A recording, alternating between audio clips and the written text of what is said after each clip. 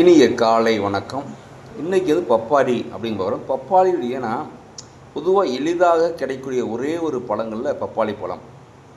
இது முக்கியமாக எதுக்கு பயன்படுது? நம்முடைய ராஜ உறுப்பு கண்ணுக்கு பயன்படுது நண்பர்களே.